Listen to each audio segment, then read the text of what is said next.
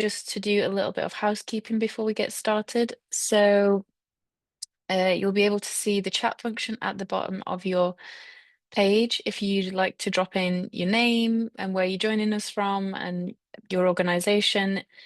We'd really love to hear from you. You'll also see a Q&A function, which is the little speech bubble with a question mark on it. Feel free to drop any questions in there that you might have throughout the presentations, and then we will have a Q&A section at the end where we'll answer any of the questions that you have with myself and our Chief Operating Officer, Louise Goff. So today we're going to have, we'll be kicking off with the Youth Summit overview. So on the 14th of January, we delivered our second Youth Summit. And we had over 160 participants, which was really fantastic. 36 countries were represented there, and all 7 regions were represented, which is really exciting for us because we didn't manage that at the last Youth Summit in 2024. And so it was great to get more global representation and have people join us from the different regions. And like with last year, we've got 7 available funding pots, 1 for each region, each of up to £7,500. If you're just joining us, then not to worry and drop your name and where you are joining from in the chat, and we'd love to say hello. So a little bit about the funding competition campaign topic. So as you might know, if you attended the summit, we had an overall question, which was around how to have effective antibiotic use in the food chain. And underneath that, we had a few different topic areas that we took from 8 to 5, and then 5 to 2 as voted for by registrants of the Youth Summit. And then on the day, we voted for our top one. And this was the winner as voted for by summit attendees. So the campaign topic that will be the focus of the competition is promoting biosecurity, including vaccination best practice. How can we promote the use of prevention methods, including vaccination, nutrition, and good animal care to replace the need for antibiotics? So we wanted to give you a little bit more detail on what this topic is about and what it looks like. So we've got some points here as to why this is important, why biosecurity is important, and why these different approaches to avoid the use of antibiotics can help in mitigating AMR. So a lot of you will know about this already. A lot of you will be experts in animal health or One Health and won't need to know. But for those that are joining who might be more au fait with human health or the environmental aspects of AMR mitigation, this is just a few key points that you can take a look at when thinking about your competition application. So biosecurity obviously refers to a set of precautions to prevent the introduction and spread of organisms which could harm human, animal, and/or environmental health. And one of the examples of this is hygiene practices on farms, good hygiene practices on farms.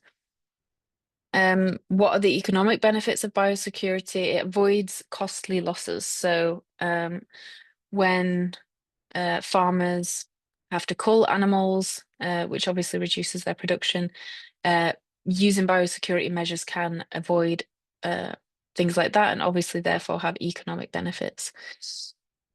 There's also the reduction of risk of zoonotic diseases, which are infectious diseases which can be transmitted between animals and humans. These are often caused by a variety of pathogens, including bacteria, viruses, fungi, and parasites, and can spread through direct contact with infected animals. Some of the good biosecurity practices that can aid in sustained market access, and this is by compliance with export and trade standards. And then finally, the last point here is that by adhering to robust biosecurity protocols, farmers can minimize risk, improve animal welfare, and ensure sustainable farming practices, which is obviously something that we want globally, and also aids in that mitigation of AMR on a global scale. Thanks, Hamish. If we go to the next slide. So now I'll just give a quick outline of the competition. So we held the summit, we selected the campaign topic, co-designed with young people, which is really a focus of the youth engagement work that we do at the Trinity Challenge. And now we've launched the competition. So what we hope that you've been doing over the last week or so is working with your team, thinking of ideas, making a plan, and developing a campaign outline and a campaign plan based on animal health and awareness raising that'll work in your country or your region in order to raise awareness on this topic. So um, for those of you who are joining, this is absolutely hot off the press information, but we've decided to extend the deadline and give you an extra week to complete your application form. So instead of the applications closing on Wednesday, the 29th of January, they will now close on Wednesday, the 5th of February at 5 o'clock GMT. So you need to have your application completed and submitted by 5 o'clock UK time on Wednesday, the 5th of February. Following the judging process and due diligence internally with the Trinity Challenge on the recommended winners, we will hopefully be announcing the winners, ideally for us, one in each global region, and I'll talk a little bit about that in a minute, in the spring, once the recommendations have been approved by our board members. We then like to hold a winners event. So during the 2024 cohort, we held a winners event, and not only did it help the winners understand what kind of support TTC can offer, what kind of support our partners can offer, but also to introduce the teams to each other and for them to understand and learn from each other and connect on a global scale. So yes, your campaign idea and your campaign topic might be regional or country focused, but connecting with other teams around the world can also help you understand and get ideas from each other on how to deliver these campaigns successfully. And as we mentioned before, the campaigns need to be delivered within 6 months. So the funding period is a 6-month period. If we move on to the next slide, please, Hamish. So when I mentioned earlier about the global representation, this is what we mean. So there's 7 regions as per the World Bank definition that we're working with, and we would really, really love to have a winner in each one of these regions. So there's 7 funding pots, 1 for each region, and we'd really love to have 7 winners in 7 regions. We didn't manage this last time. We didn't get global representation, and when that's not possible, we'll obviously try and get the biggest global reach as possible. But we understand that some places are more engaged or less engaged, or some applications come in or they don't come in from different regions. So we just want to make sure that we get as big a spread as possible. But it's really great for us to see that during the summit we had that global representation. We had people attending from all of the different regions, and so we hope that that carries over to what's to come. So on to the next slide, please.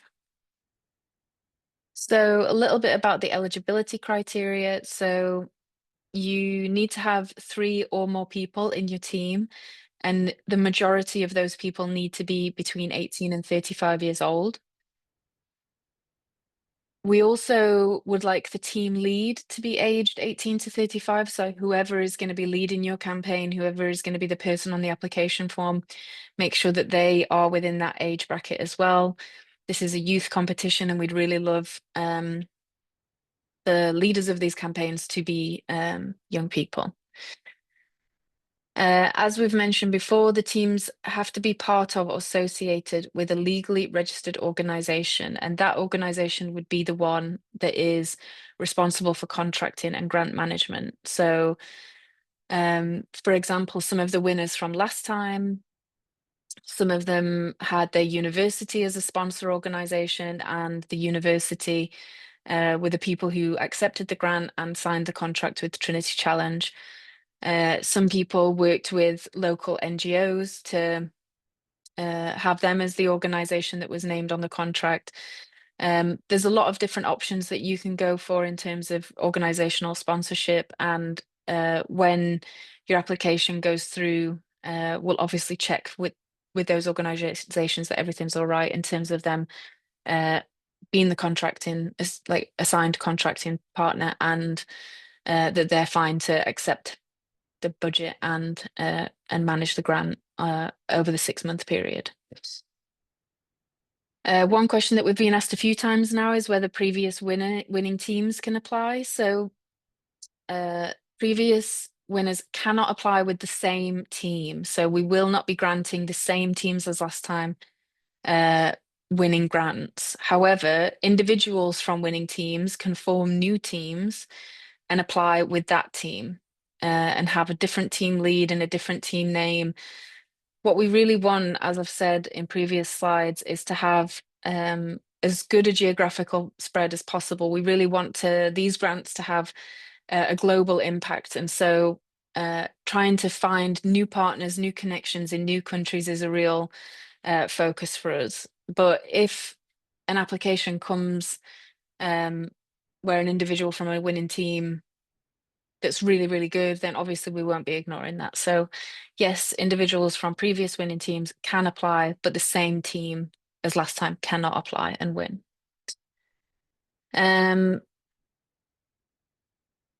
Applicants, so this is about the contracting organization, and you can use the same contracting organization as last time, but again, you can't be within the same team as previously applied. So on to the next slide, please.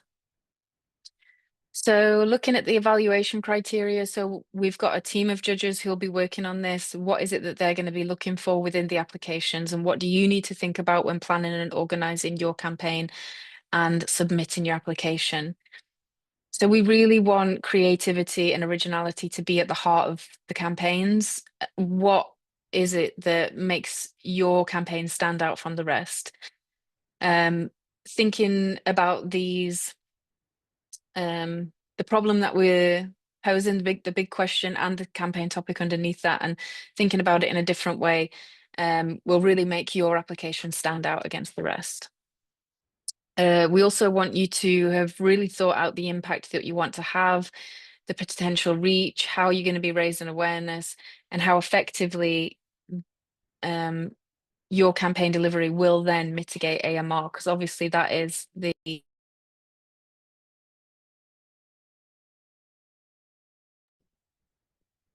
final goal of the campaign. We also want you to think about the feasibility of your campaign. Obviously, you know the limitations of the grant funding, and so making sure that what you want to do is actually deliverable within the budget is really important. We also want you to consider the sustainability. So whatever impact you're able to have in 6 months, and what does it look like beyond that? In terms of collaboration, obviously what the TTC is doing with young people, that's all about co-design, and we really want that to be carried through into the campaigns. We want you to be working with young people, experts in their field, activists, and we want to be able to see that within the application as well. And then in terms of how you present it, so just making sure that it's clear and persuasive and professional, and that you can and that we can really see sort of like the expertise that you bring and your organization brings within the presentation.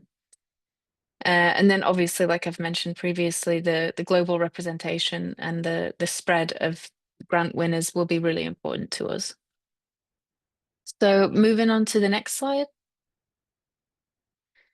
So I'm just going to talk you through the different sections that are outlined in the application form. I know a lot of you will have already started your applications or will have taken a look at what's involved, but these are sort of the different sections that there are.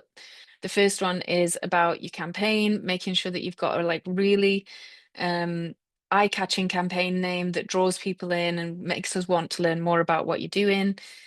your team information, and this will include things like your team lead. It's really important to make sure that you get the information right in terms of contact details, where people are based, where the activity of what you're doing will be based, especially if it's different to where the team is based, just helping us to understand exactly where the team is located and the activity will be located as well.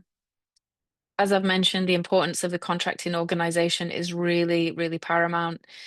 What we want there is to understand who will be supporting you and how they'll be supporting you. We need a name contact at the organization, and having all that information up front will really help us in terms of the due diligence that we have to do as an organization.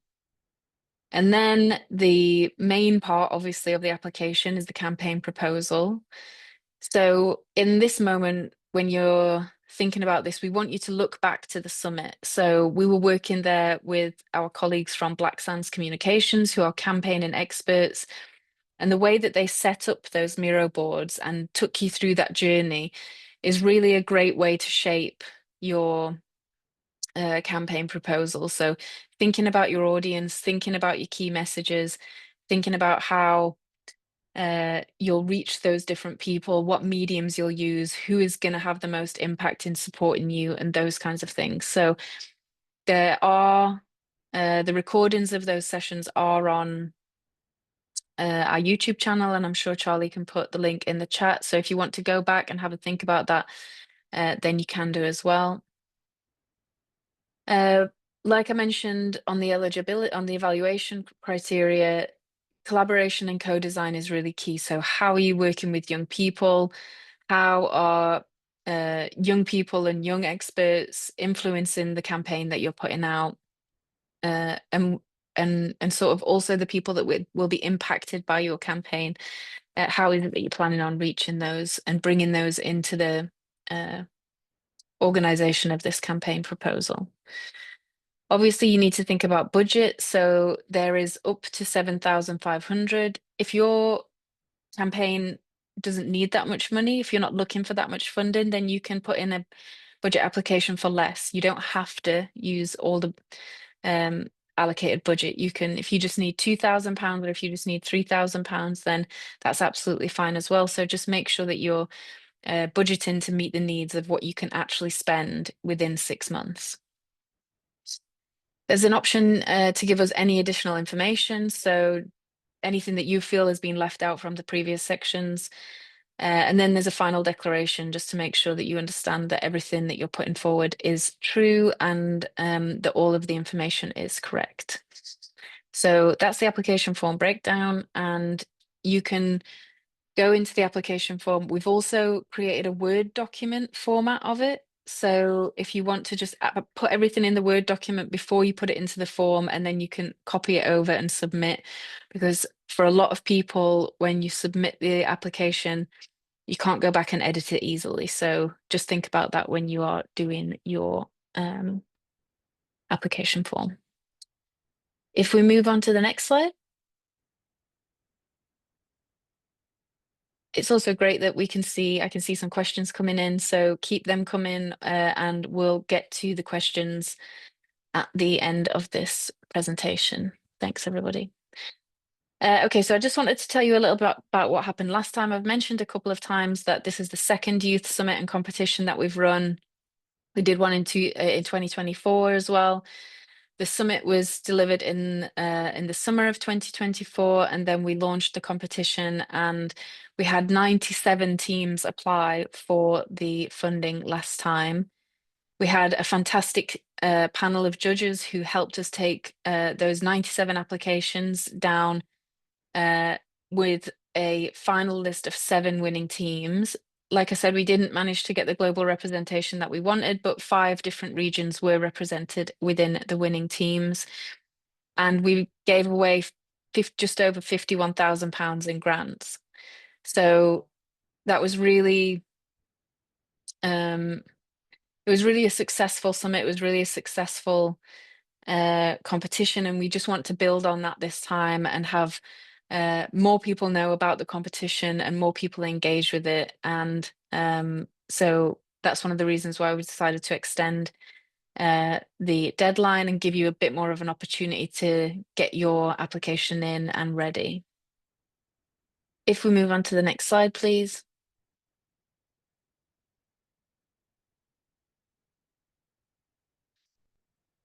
So this is just a little bit about our winners from last time. So the 2024 cohort had 7 different teams. Bridging traditions in India, handwashing heroes working in both Ecuador and Guatemala, JERAM rural communities also in Ecuador and Guatemala, wash away antimicrobial resistance in Nepal, the wash champions in Uganda, wash heroes, kids in actions in Kazakhstan, and wash off AMR in Nigeria.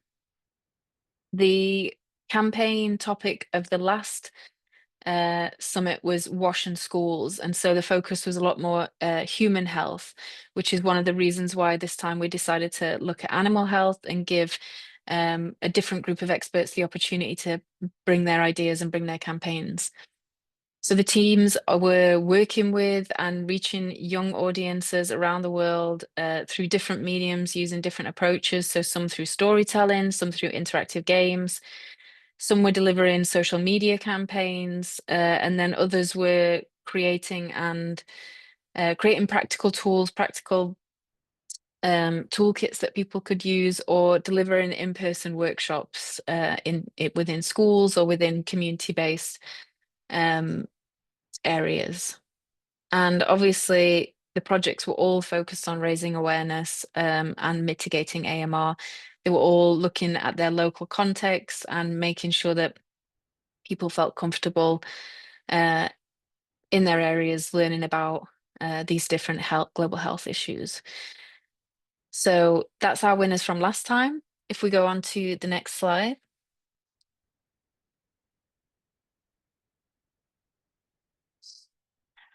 Okay, great. So now we're on to the Q&A. So I think my colleague Hamish is going to come. There he is. Great. Hi, Hamish. Hello. Is going to join us, and also my colleague Louise, who is the Chief Operating Officer of the Trinity Challenge. Great. Hi, Louise. Thanks, Louise. Okay. Thanks, Jenny. Thanks everyone for your questions so far. Please do keep them coming in as we go through, and we'll answer them as we go. And if there's any sort of other questions that we think maybe we haven't covered already, we'll also maybe have a bit of time to speak to those. But we'll just go through in order of the way how the questions has come in. So first and foremost, Jenny, for you.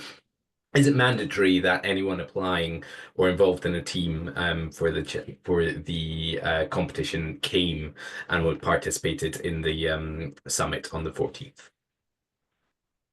No, so it's not compulsory at all. We understand that lots of people signed up to the summit and couldn't make it, or lots of people didn't hear about the competition until after the summit had happened. So if you didn't make it, then don't worry. You can still apply. The only way that we would use summit participation as part of this sort of evaluation process would be if there was a tie in scores and one team attended and another team didn't, and then we might favor the other one. But it's really not an official sort of evaluation criterion. If you haven't attended, then you're very much welcome to apply. Great, thanks, Jenny. Louise, I'll come to you next with this one. So does the contracting organization, which we spoke about being mandatory, do they have to work in a health field or specifically AMR, or are there any restrictions in relation to that? Thanks, Hamish. So there's no restrictions on the contracting organisation, as long as they are, like we say, legally registered in the area that you're working and willing to work with the team and support the team and manage the budget and sign the contract. So there's no restrictions on that. Obviously, for the team, it would be wonderful if there is some AMR experience in that team, because the idea very much will be co-developed with that team and with expertise, and it's helpful to be from a health background or indeed an AMR background.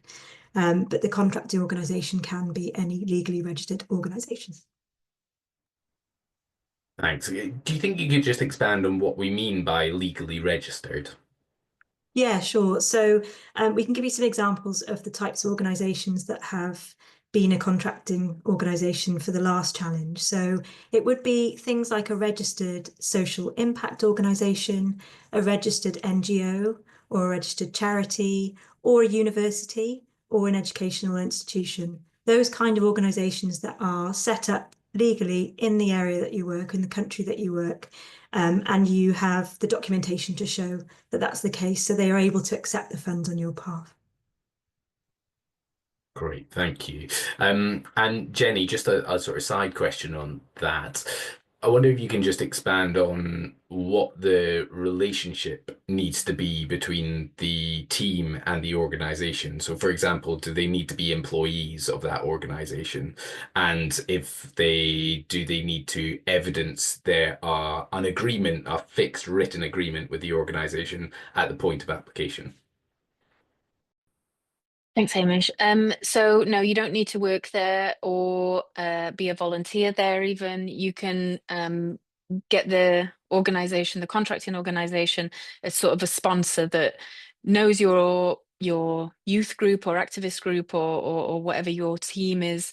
And they just work with you on on this contractual basis. However, there will need to be an agreement, a signed agreement between the team and the organization if you were to go through to become a winner.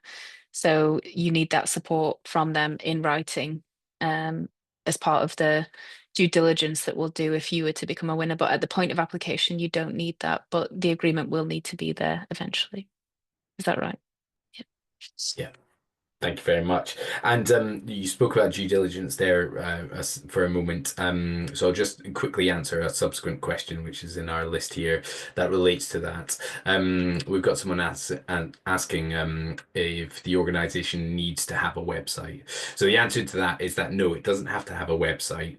But what we do want to see evidenced somehow in that application, a website is the easiest way. Social media is another way, but if those aren't available, what we want to see from you in your application is some sort of link to some location where we can confirm that this is a real entity that exists, that it is active. So the specifically a website isn't that important to us, but what we do check at the point of our due diligence checks when we're reviewing all applications is this a real entity? Will it be able to receive these funds? So that's the reason we're asking for a website, because that's the quickest and easiest way for us to do that. But any other reference to that would be absolutely fine as well. Louise, coming to you next. What's our policy on the use of ChatGPT or other generative AI programs for creating applications? Thanks, Hamish. That's a really good question. And the use of these tools has really increased in the last year, particularly when writing applications, because they could be very, very useful for people. So what we really want to see is your work. So we really want you to use your words, your kind of co-created ideas, and write those in the application in your voice. It needs to really come across as authentic. So we really would be strongly recommending that you don't use these tools to write your application for you. We want your work and your inspirational ideas around these campaigns to really come through.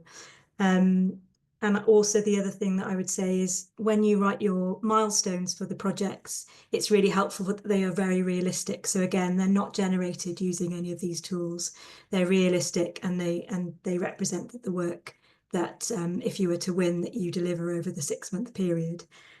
So we're not saying that you can't use them, and they're very useful. For example, if English isn't your first language, they're very, very useful tools for that. But we really discourage you using it to write your application. Super, thank you. Just to tick off a couple of very quick questions. The application platform doesn't accept tables, sadly. So if you'd like to submit what we do need you to submit is a breakdown in a text format. If for any reason you want to send us any additional information, like maybe just presenting that table in a table format, there's a section at the bottom for additional information. You could send us a Drive link or something like that. But just be aware that we will be viewing all of the information within the application form that we receive, and so everyone's format will look exactly the same. So don't worry if it isn't the most beautiful thing. Also, that application budget can be as detailed or as top level as you feel comfortable presenting. So feeding into one other question on whether there is a sort of set template to use, there's not, because your approach to budgeting will differ from one place to another. But if for whatever reason you'd like a template, I'm sure we could provide one to you if you get in touch using info@thetrinitychallenge.co.org, rather. Or contact details are on our website. Um, I'll tick those off as answered. Coming on to another question, Jenny, perhaps for you. Is it possible that the team lead under a TTC project can be the head of the contracting organization? Yeah, that's absolutely fine. The relationship between the organization and the team, it really can take any form. So if you're an employee, if you're the director of that company, if you're a volunteer working with that company, then, or if you're a student who is doing work experience with that company, then all of those uh, things are fine. It's just really the most important thing is that the company is an official entity, as Louise described earlier, and that the team lead is aged 18 to 35. Thank you. And staying on the subject of team leads, we have one attendee that has asked if their team lead has to be in the country that the project is being implemented in. No, you can have your team based in a different country to the country of activity. We just need to understand which countries those are, and where you're based and where the activity will be based within the application. So just make sure that you clearly outline where they are and where the activity will be, and that's fine. Great, thank you. Louise, we've got someone asking about the impact assessment at the end of the project. I wonder if you can speak to what we look for at the end once all this amazing work is complete. Yeah, absolutely. So in the application form, you will be asked to start thinking about your measurements, so your key performance indicators and how you will measure your campaign over that period of the 6 months, which is really helpful for us when we're deciding on the winning projects. But we also would expect at the end, so if you were successful and you got the grant and you delivered this amazing campaign, we'd expect at the end of that 6 months for you to provide a report to us on how you spent the money, the impact it's had, and hopefully all the lives that it's positively benefited. So we can work very closely with you. So it's not that we give you the grant and then we completely disappear. We would work with you to make sure that that report is helpful for you, but also for us as a funder. Just on that as well, we'd really love like photographs and videos of what you're doing. That really adds to photos, like the visual, so that we can see what's happening, and it really just helps in terms of getting a great idea of the amazing work that you're doing and the impact that you're having. So we would definitely welcome things like that as well. And can I just add one more thing?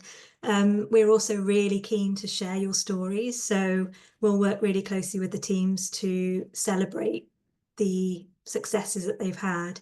And we can use our social media channels, but we've also got an amazing network that we can tap into. So to get your ideas and your successes far and wide, we really want to work closely with you on that. Thanks so much, both. Jenny, I'm gonna throw you a quick fire round of questions that shouldn't need too much answering and may have already been covered.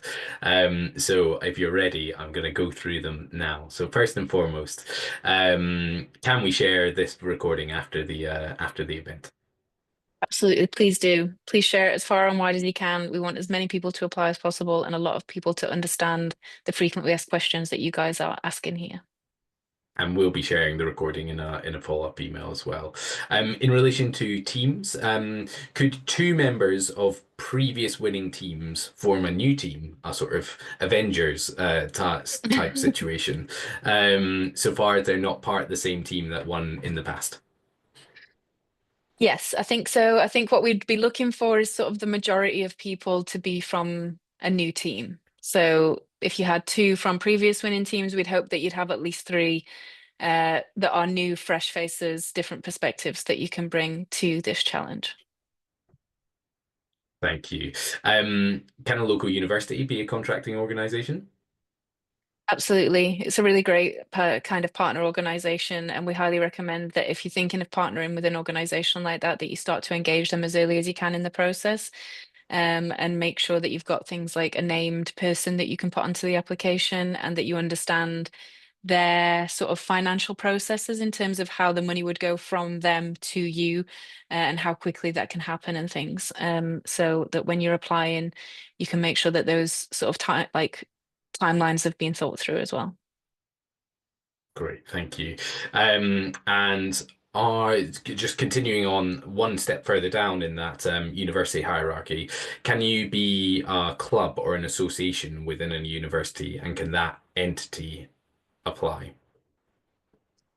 Yeah, so we actually had one of the previous winners from last year in Uganda, and that was an AMR club within a university, and it was the university that then sponsored them as the contracting organization. So it's absolutely fine to be an AMR club or a student association or a vets team or whatever kind of student association you are. That's absolutely fine. But then you would need to have, like we said, the contracting organization that can support you financially.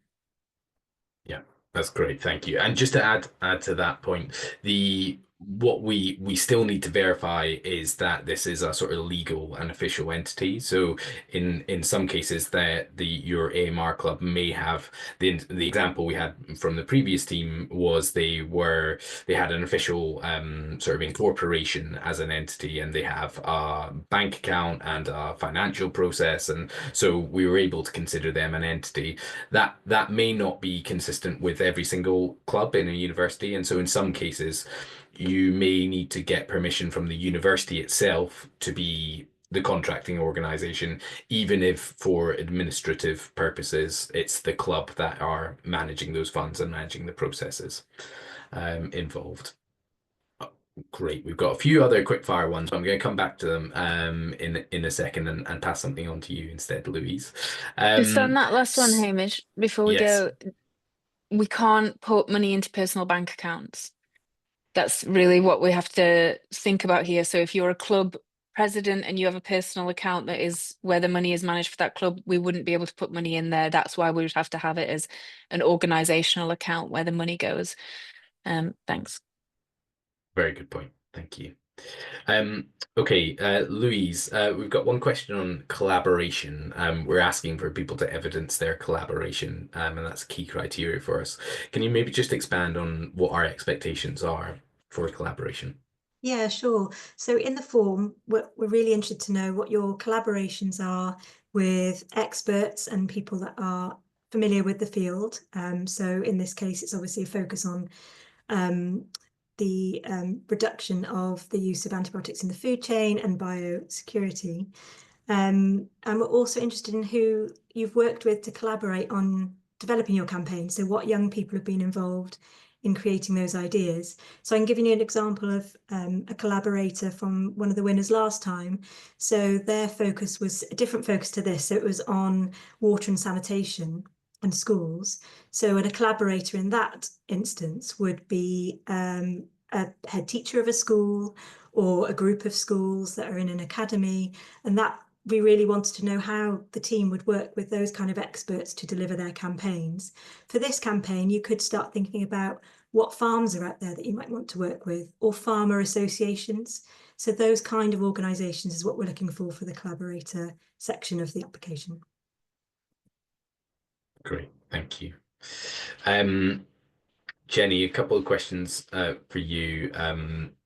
I just wonder if you can, you mentioned earlier that projects can apply for less than £7,500 if they're needed, and that they need to be run over 6 months. I wonder, can people apply if their project is going to cost more than £7,500 and they, for example, either have or need additional revenue income funds to fund them?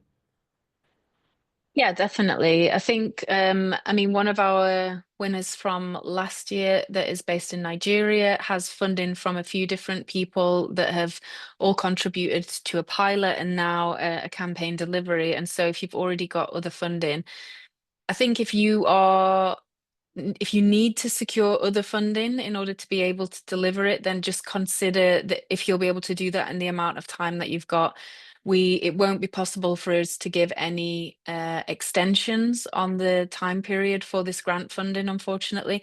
So you just need to make sure that if you apply to us, that you can deliver what you're planning within the 6 months, and you're not completely reliant on getting more funding, because if that funding didn't come through, we obviously wouldn't want it to affect your ability to deliver on the campaign that we're funding. So that's just something to consider. Yes, you can have other funders as long as your funding is in place, because otherwise the time period is quite short in order to sort of get more grant funding confirmed in time. Great, thank you. And additionally, can the project itself run for more than 6 months if our funding stops at 6 months? Yeah, we'd really love you to think about the sustainability of the project and it carrying on as long as is possible. You know, if you can put in place measures in that 6 months that mean that the work that you're doing and the impact that you're having has, you know, a longer life than the 6 months, then that's absolutely fantastic. What you need to be able to do is sort of spend the money within the 6 months and make sure that you uh, use it to make the project sustainable after that. So that's sort of the confines of the money that the grant that we're given. Great, thank you. Louise, I'm going to come to you with a few sort of quick connected questions to make sure we're answering everyone, and then I come back to you, Jenny, with one about the topic. So these are all to do with countries. So first and foremost, can the project delivery and the contracting organization be in two separate countries, or do they need to be in the same country? Yes, they can. They can be in different countries. Obviously, what we're looking for in the application is that the team that you have put together has a deep understanding of how to operate in the country where your campaign will be delivered. So I think we would be looking for expertise in that country. And as long as the contracting organisation understands that the work's delivered in a different location and they're comfortable with that, then I don't see any problems with that one. Thank you. And similarly, do team members, and also the projects themselves, are they restricted to an individual country, or can multiple team members be from different countries and the project itself be delivered across multiple countries? Yes, absolutely. So your team can be from different countries and the work can be delivered in different countries. We've actually got examples of that from the winning teams from last time. So yeah, that's encouraged. We just want to make sure that the campaign is realistic and can be delivered in the timescale available, but we're very open to it being in multiple locations. And that goes for regions as well as countries if you're Yes. operating across multiple regions. And final question in this country section of our chat is, can collaborators be involved from different countries as well? If that expert advice you're receiving, can it be virtual? Does it have to be in person? Yes, of course. Yeah, no problem with that at all. Great, thank you. Jenny, I'm going to come to you just to clarify. We've got one question asking if animal health is the emphasis of broadly the emphasis of this subject, or if it's solely the topic of the applications. Does it have to be exclusively about animal health? So animal health is the obvious answer to this question. You know, that's the main focus, but we totally understand that environmental factors can influence that, and we also understand that the secondary focus is like the food chain, the supply chain, and different topics within that. If you've got a really interesting angle that you want to bring to this question and this campaign topic, then we, like I said earlier, welcome creativity and we welcome you looking at different things. But the last the last thing that we did was focused on human health. So yes, animal health, this supply chain, food chain, biosecurity, that is really like the main focus of what we're doing here. But like I say, if you can be creative with that and you can bring something else to the table, then we welcome any ideas really. Thanks. Fantastic, thank you. And just in case others aren't seeing this in the Q&A, Louise kindly answered the question, can I use simple English? And the answer is yes, absolutely. Use simple language, use simple English, use convey your message in the way that you feel comfortable with, and your application the way you feel comfortable with. Okay, we've the last question for now anyway, so call out to any last questions if you have them. But I think we may have already covered this, but just to make sure it is covered, does the team lead have to be working in the registered organization, or can they simply have some other type of association? I'll put that to you, Louise. Yeah, that's fine. So the team, was it the team lead, Hamish, or the team? Yes. Team lead? Yeah. So obviously there has to be some kind of relationship between the team and the contracting organisation, because there has to be an agreement that's signed.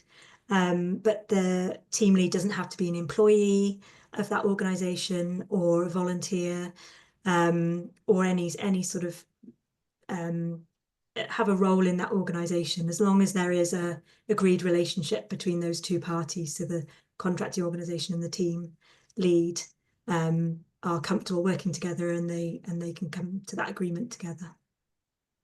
Great, thank you. So I'm going to put a call out for any last questions before we wrap up, and whilst I'm waiting to see whether anything comes out, I'm going to put something to you, Jenny, which is just the from experience last summit and campaign. The campaign name and the campaign summary, which are two questions in the application form, were really important and often used by us, both at the point of application and throughout, in terms of sharing who's applied, what their projects are about. I wonder if you can just speak to the importance of those and the kind of things that people should be thinking about when writing those down. You know, what's the sort of, or who are they speaking to when they're writing that? Yeah, great question. So obviously when you're campaigning and when you're thinking about communications and you're thinking about your audience, having a really catchy title is actually very important. Like Hamish said, it's not just about um, like the practicalities of the campaign, but it's really about getting across the main point in a very short amount of time. One, so it means that we can use that to promote you as a winner in the communications we do after the fact.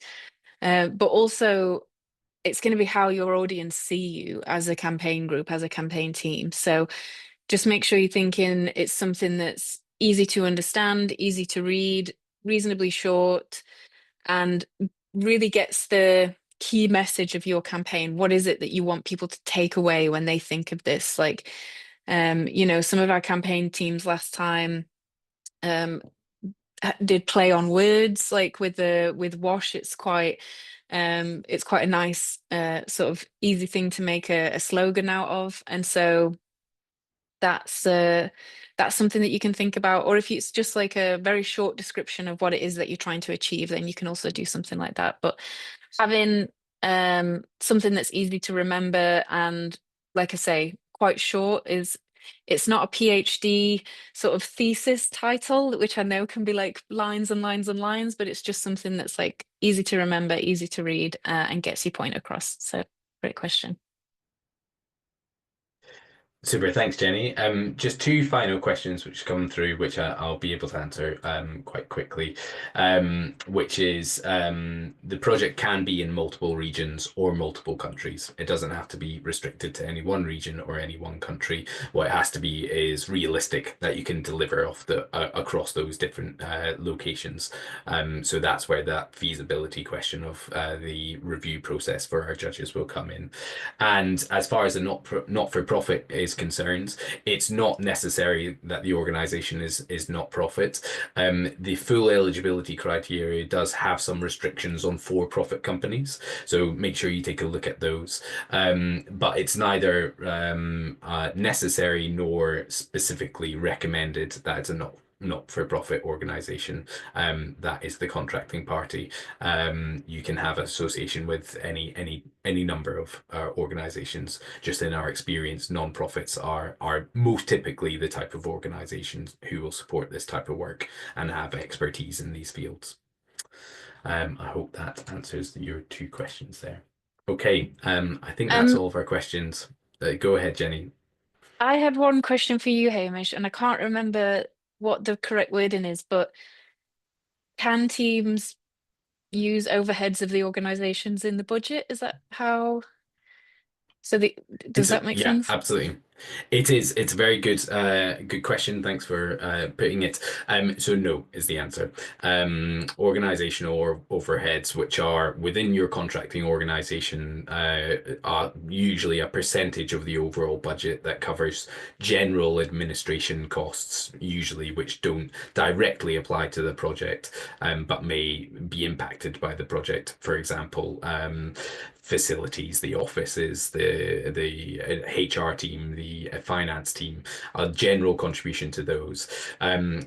We don't, for this specific funding, we don't permit organizational overheads. The full budget needs to go directly towards the project itself and anything that can be attributed to the project. Now, of course, if the organization has direct costs, which are spent in the process of delivering the project, you might be using that might be staff time, that might be facility hire, it might be consultancy, whatever that might be. Those costs are permitted, but a general overhead isn't permitted.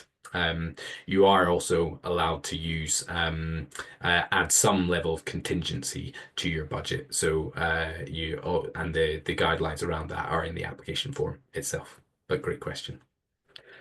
And it's probably worth just adding it as a very last sign off before I turn off my camera, that if anyone has any other questions, you can find our contact details on the website link, which Charlie has linked, and I'm sure Charlie can pop info at thetrinitychallenge.org into the chat.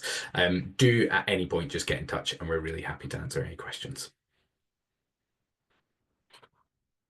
And yes, Thanks. there is a limit to the contingency, and the information is on the application form. Thanks so much, everyone. Okay, thanks so much to Hamish and Louise for joining me for the Q&A, and thank you to everybody for your questions, engaging with us and joining us for this Q&A webinar. So if you have any further questions, like Hamish said, you are able to email us at info@thetrinitychallenge.org, and hopefully the information is going into the chat. You can also follow us on any of our social media. We're on LinkedIn, Twitter, Facebook, and Instagram, and obviously there's messaging function on all of these applications, and so get in touch and let us know if you have any further questions. We'd really love you to share this information as far and wide as possible. We want as many young people and organizations to get involved in the competition. And now with the extended deadline of Wednesday, the 5th of February, we hope that more people will have the chance to apply. We're really excited about this next competition and this next round of winners, and we look forward to reading all your applications and finding out the really fantastic ideas that you've got. Thank you for joining us today, and we will send out the recording of this session along with some other information tomorrow, especially letting you know about the extended deadline. So thank you very much, everybody, and have a great afternoon.